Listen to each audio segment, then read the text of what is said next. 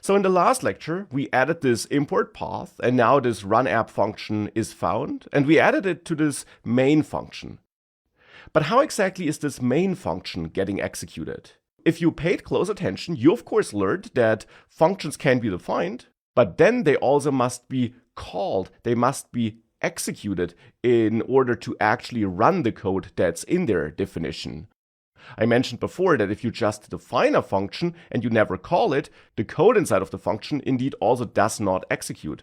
And at the moment, main is never executed because we don't have this code here anywhere in the app.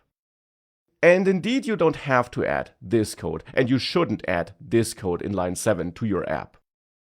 Indeed, that's not required because the main function is actually a special function in Dart programs. That's also why these strange instructions above it were added automatically here in the code editor.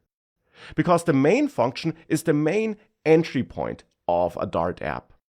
To be precise, a main function in a main.dart file, and it will be executed automatically by Dart when your app becomes active on a device. So after your code has been parsed and compiled, when it then executes on a device, the compiled version of your main function gets executed automatically on that device by Dart. So you don't need to call main manually, instead it is executed for you.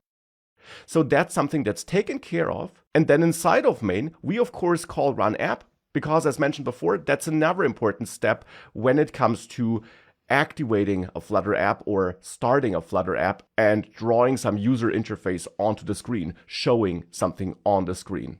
Because run app tells Flutter what to display on the screen, so which UI elements should be displayed on the screen. And that's now the last piece of code we must add to this code here to have a valid Flutter app that shows something on the screen.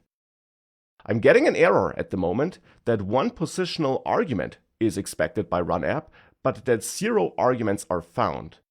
And for that, of course, it's important to understand what arguments are, but also which kind of argument is expected here.